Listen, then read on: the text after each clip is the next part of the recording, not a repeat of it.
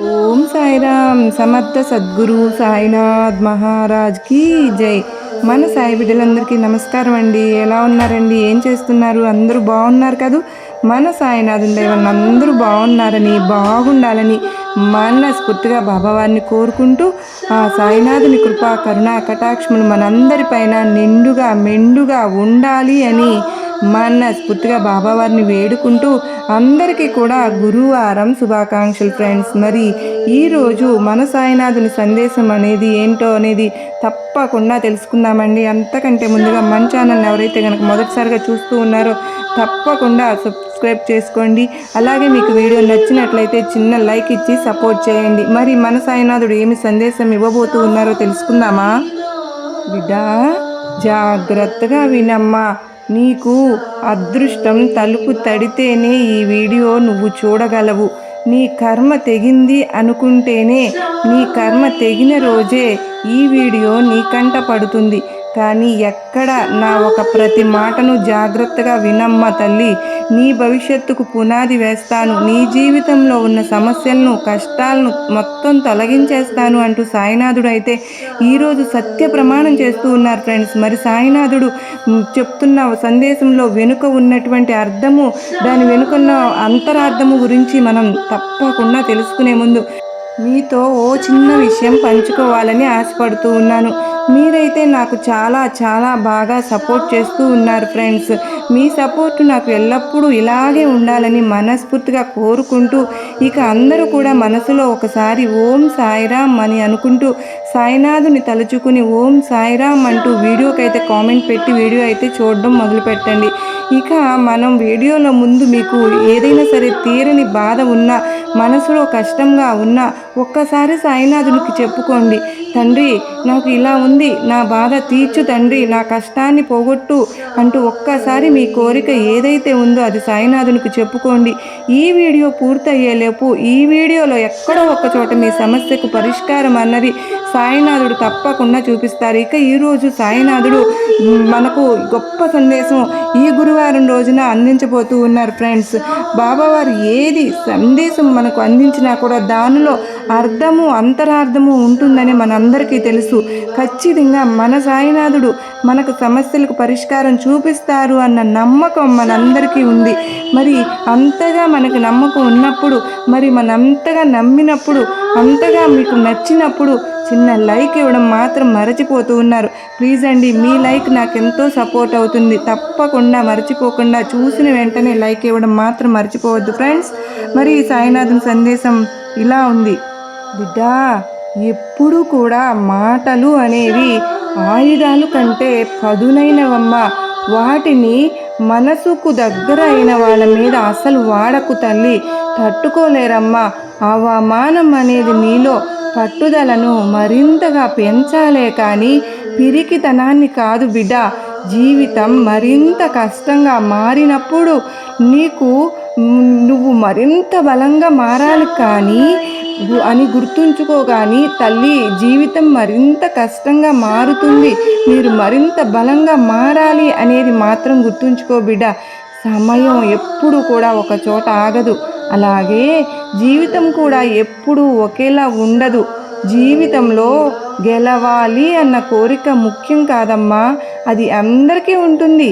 గెలవడానికి శ్రమించాలి అన్న సంకల్పం చాలా ముఖ్యం బిడ్డ. అర్థం చేసుకోలేని వారి దగ్గర వాదించడం వ్యర్థం కదా. లోపాలు వెతికే వారి దగ్గర వివరించడం కూడా వ్యర్థమే కదా. నమ్మని వారి దగ్గర నిరూపించాలి అనుకోవడం అంతకంటే వ్యర్థం. అర్హత లేనివారు అనే మాటలకు కృంగిపోవడం వ్యర్థం మా బిడ్డ. బంధం విలువ తెలియని వారి కోసం ఎందుకమ్మా రోధించడం? లోపాన్ని వేలెత్తి చూసేవారు అందరూ కూడా వాళ్ళకి ఏ లోపము లేదు అని అనుకుంటారు. కానీ వాళ్ళ లోపం వాళ్ళకి తెలియదు. నిజంగా అలా చూపడమే అది పెద్ద లోపం అని మర్చిపోతూ ఉంటున్నారు కదా తల్లి. నాణ్యతని బట్టి వస్తువు యొక్క ధర ఉంటుంది.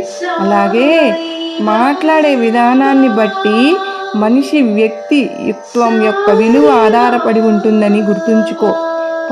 పనికి మాలిన వస్తువులకు విలువ ఎలా అయితే ఉండదో, పనికి మాలిన మాటలు మాట్లాడే వారికి కూడా అలాంటి విలువే ఉంటుంది. బిడ్డా, అర్థమైంది కదూ? నీ యొక్క వ్యక్తిత్వానికి విలువ లేని వారి దగ్గర నీవు వజ్రం దొరికినా కూడా అది ఒట్టి రాయితో సమానంగా చూస్తారు. ఎందుకంటే ఈ ప్రపంచంలో నీకు నీ వ్యక్తిత్వం కంటే విలువైనది ఏదీ లేదు. బిడ్డా, గుర్తుపెట్టుకో, ఈ ప్రపంచంలో డబ్బు మాట్లాడుతున్నప్పుడు మనిషి ఎంత గొప్పవాడైనా సరే మూగవాడే అయిపోతున్నాడు కదా. అయితే అవకాశం అనేది ఆకాశం నుండి ఊడిపడదు కదా బిడ్డా. అరచేతి గీతల మీద కూడా ఆధారపడి ఉండదు. అలసిపోని గుండెలో ఉంటుంది, అంతులేని పట్టుదలలో ఉంటుంది. తల్లి, చింతించడం అనేది ఒక ఊయల్లాంటిదమ్మా.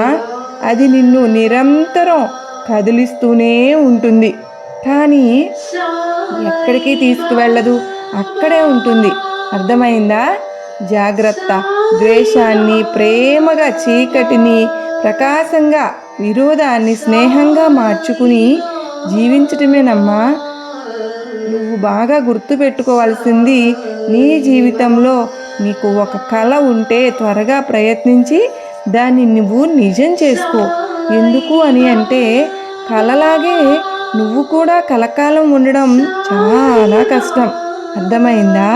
వ్యక్తిత్వానికి మించిన అందం లేదు, సాధనకు మించిన అదృష్టం కూడా లేదు, ప్రేమకు మించిన తోడు లేదు, ప్రతిభకు మించిన ధనం మరెక్కడా దొరకదు, విజయానికి మించిన ఆనందం ఎక్కడా లేదమ్మా, ధైర్యానికి మించిన శక్తి లేదు, సహాయానికి మించిన గొప్పతనం ఎక్కడైనా ఉందా?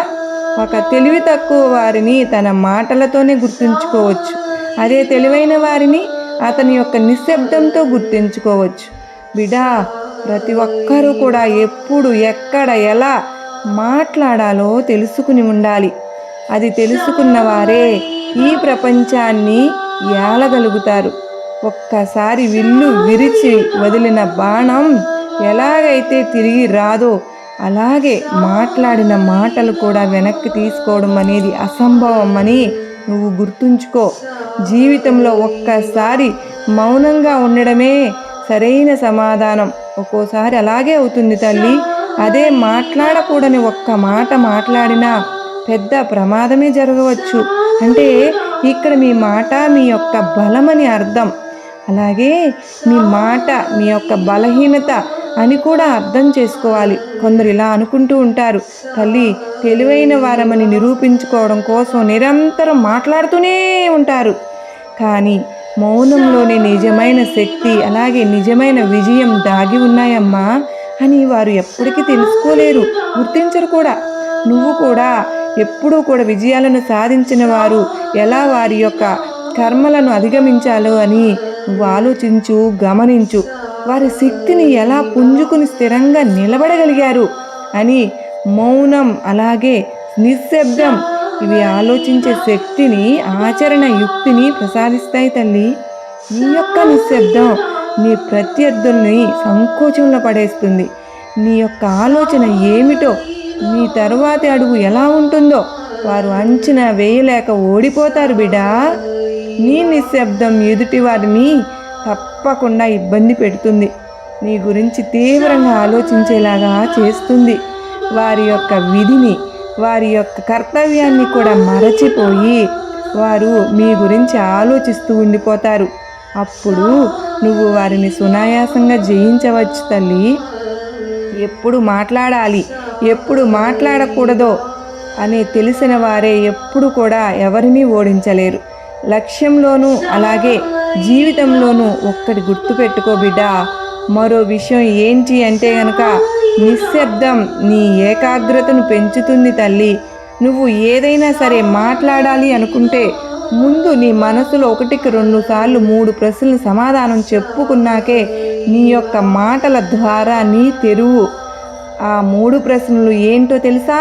అవి ఏంటి అంటే గనక, మొదటిది, నువ్వు ఏమి మాట్లాడాలి అనుకుంటున్నావు, దానికి ప్రాధాన్యత ఉందా లేదా? రెండవది, ఇప్పుడు నువ్వు మాట్లాడవలసిన అవసరం ఉందా? ఇక మూడవది, నీ యొక్క మాటలతో అక్కడి పరిస్థితిని కొంతైనా మార్చగలవా? ఈ 3 ప్రశ్నలకు నువ్వే సరైన సమాధానం ఇచ్చుకుంటే గనక నీకే అర్థమైపోతుంది. ఈ మూడింటిలో ఏ ఒక్కదానికి సమాధానం దొరకకపోయినా కూడా అక్కడ నువ్వు నిశ్శబ్దంగా ఉండడమే ఉత్తమమని గుర్తుంచుకో బిడ్డ. ఈ 3 ప్రశ్నల గురించి ఆలోచించే ప్రయత్నంలో నువ్వు చెప్పాలనుకున్న విషయం పైన, నీ యొక్క మాటల పైన, చెప్పే విధానం పైన కూడా ఏకాగ్రత మరింతగా పెరుగుతుంది తల్లి. దీనితో నువ్వు మాట్లాడే మాటలు కూడా మరింత శక్తివంతంగా తయారవుతాయి. మరో విషయం ఏంటో చెప్పనా? అంటే అది నిశ్శబ్దం, అలాగే మౌనం ఇతరులకు నీపై నమ్మకాన్ని కూడా పెంచుతుంది. ఇద్దరి వ్యక్తుల మధ్య సంబంధం బలపడాలి అంటే గనక ముందుగా వారి మధ్య ఉండాల్సింది నమ్మకం. ఎవరికైనా నీపై నమ్మకం పెరగాలి అంటే ముందుగా నువ్వు చేయాల్సిందేంటో తెలుసా? మాట్లాడడం కంటే కూడా ఎక్కువగా వినే గుణాన్ని పెంచుకోవాలి బిడ్డా. ఒకరు నీపై నమ్మకం ఏర్పరుచుకుంటే ముందుగా వారు చెప్పే మాటలను నువ్వు చాలా ఓపికగా వినడం నేర్చుకోవాలి. ఇతరుల మాటలను వినడం, అలాగే వాటిని అర్థం చేసుకోవడం అంత చిన్న విషయం కాదు, ఈజీ కాదు. అది ఈజీ ఎంత మాత్రం కాదు తల్లి. ఎదురుగా వాళ్ళతో నిశ్శబ్దంగా ఉండి వింటున్నట్లు నటిస్తూ నీ వంతు వచ్చినప్పుడు మాట్లాడదాంలే అని వేచి ఉండడం కూడా మంచి పద్ధతి కాదు తల్లి. దీనివల్ల ప్రయోజనం కొంత కూడా ఉండదు. నీ చుట్టుపక్కల వాతావరణాన్ని, పర్యావరణాన్ని, అలాగే వారు చెప్పే మాటల్లోని విషయం క్షుణ్ణంగా తెలుసుకోవాలి అంటే నీకు గ్రహించే శక్తి, అలాగే వినడము అనే ముఖ్యమైన గుణాన్ని నువ్వు కలిగి ఉండాలి. ఇవన్నీ కూడా కేవలం నిశ్శబ్దము, అలాగే మౌనం వల్ల మాత్రమే సాధ్యపడతాయమ్మా. చాలామంది ఇలా చేస్తూ ఉంటారు. ఎవరైనా ఏదైనా కొత్త వాళ్ళు కానీ పాత వాళ్ళు కానీ కలిసినప్పుడు మాట్లాడుతూనే ఉంటారు. వారి జీవితం ఎంత బాగుందో, వారి జీవితంలో ఎంత ఆనందంగా ఉన్నామో చెప్పుకోవడం, లేదంటే ఎన్ని సమస్యలతో జీవితాన్ని ఎలా నెట్టుకొస్తున్నారో చెప్పుకుంటూనే ఉంటారు. కొద్దిసేపైనా నిశ్శబ్దంగా ఉండడానికి వారు ఇబ్బందిగా భావిస్తూ ఉంటారు. అదే పనిగా మాట్లాడుతూనే ఉంటారు. కానీ విజయవంతుల్ని, అలాగే శక్తివంతమైన వ్యక్తుల్ని మీరు ఎప్పుడైనా గమనించారా? వారు మాట్లాడడం కంటే కూడా ఎదుటి వారిని ప్రశ్నలు వేస్తూ వాళ్ళు చెప్పింది శ్రద్ధగా వింటూ ఉంటారమ్మా. ఎదుటివారు చెప్పేటప్పుడు చాలా ఆసక్తికరంగా వింటూ ఉంటారు. దీనికి కారణం ఎదుటివారు వారికి ఎంతో ప్రాధాన్యత, అలాగే విలువ ఇస్తూ ఉన్నట్లుగా భావిస్తూ ఉంటారు తల్లి. దానితో వారిపై నమ్మకం, అలాగే గౌరవం కూడా పెరిగిపోతుంది. నీలో చాలామందికి మౌనంగా ఉండడం అనేది అసలు ఇష్టం లేని విషయం, అవునా? కొంతమందికి నిశ్శబ్దం భయపెడుతుంది. చాలామందికి నిశ్శబ్దంగా ఉండడం వల్ల ఒంటరితనంగా అనిపిస్తుంది. కొందరి ఆలోచనలు ఎలా ఉంటాయి అంటే అందరూ నన్నే చూడాలి, నాతోనే మాట్లాడాలి, నన్నే బాగా ఇష్టపడాలి, అందరూ నా గురించే ఆలోచించాలి అని అనుకుంటూ ఉంటారు. వాటి కోసమే ఎక్కువగా మాట్లాడుతూ కూడా ఉంటారు. మౌనం అనేది ఒక అద్దం లాంటిది. మనల్ని మనం పూర్తిగా తెలుసుకోవాలి అని అంటే ఈ నిశ్శబ్దం అనేది ఎంతగానో ఉపయోగపడుతుందమ్మా. నువ్వు నిజంగా నీ యొక్క అంతరాత్మతో కలిసి ఉన్నప్పుడు నీ నిజ స్వరూపం అనేది బయటపడుతుంది బిడ్డా. అలాంటప్పుడు నువ్వు సంతోషంగా ఉండడం కోసం ఇతరుల ఉనికిని నీకు ఏమాత్రం కూడా అవసరం ఉండదు. నీతో మాట్లాడే మనుషులు అవసరం కూడా నిన్ను చూసి నవ్వవచ్చు, నిన్ను దూషించవచ్చు, దుర్భాషలాడవచ్చు. వాటి యొక్క ప్రభావం నీ యొక్క వ్యక్తిత్వంపై ఏమాత్రం పడదు బిడ్డా. నీకు నువ్వు తోడుగా ఒంటరితనానికి ఏమాత్రము అవకాశం ఉండకుండా నువ్వే నీ బలంగా మార్చుకోమ్మా. మౌనంగా నీ సమయం గడిపినప్పుడు నిన్ను నువ్వు ఇంకా ఇష్టపడతావు. ఆత్మవిశ్వాసం ఎంతగానో పెంపొందుతుంది. ప్రయత్నించి చూడు బిడ్డా, నీకే అర్థమవుతుంది అంటూ సాయినాథుడు అయితే ఈరోజు ఒక అత్యద్భుతమైన సందేశాన్ని మనకు అందించారు కదా ఫ్రెండ్స్. నిజంగా ఎంత అదృష్టం ఉంటే మనం కర్మ తెగింది అని అనుకుంటేనే ఇలాంటి వీడియో మన కంటపడుతుందండి. నిజంగా మనం పిరికితనంతో ఉన్నప్పుడు చుట్టూ ఉన్నవాళ్ళు ఏమనుకుంటున్నారు అనుకోవడం, ఎదుటి వాళ్ళ గురించి మనం చెడుగా మాట్లాడడం, దాని వలన లేని కర్మలు మనం మోసుకుంటున్నాం. ఎదుటి వాళ్ళ కర్మలు అనేవి మనం మోసుకుంటూ ఉండడం వల్ల, నిజానికి ఈ వీడియో మనం చూడడం వల్ల చాలా అదృష్టం పట్టిందని భావించవచ్చు. ఇక మరి ఒక సాయినాథుని మీకు ఇంతగా సందేశం నచ్చినప్పుడు చిన్న లైక్ ఇవ్వడం మర్చిపోతూ ఉన్నారు ఫ్రెండ్స్. అలాగే మీకు నచ్చిన ఈ వీడియోని మీ ఫ్రెండ్స్కి, మీ ఫ్యామిలీ మెంబర్స్కి కూడా షేర్ చేస్తారు కదా. అలాగే సాయినాథుడు మరెన్నో అత్యద్భుతమైన సందేశాలు మన కోసం మన ఛానల్ని పంపిస్తూ ఉన్నప్పుడు దానిలో మీరు తప్పకుండా సబ్స్క్రైబ్ చేసుకుని మీరు తప్పకుండా ఈ సందేశాలను విని తెలుసుకుని ఆనందిస్తారని, మరలా మరో చక్కని సాయినాథుని సందేశంతో మరలా మిమ్మల్ని అందరినీ కలుసుకునే అంతవరకు ఆ సాయినాథుని కృపా కరుణ కటాక్షములు మనందరిపైన నిండుగా మెండుగా ఉండాలి అని మనస్ఫూర్తిగా మరొకసారి సాయినాథుని వేడుకుంటూ అందరికీ నమస్కారం అండి. ఓం సాయిరామ్. సర్వే జనా సుఖినో భవంతు.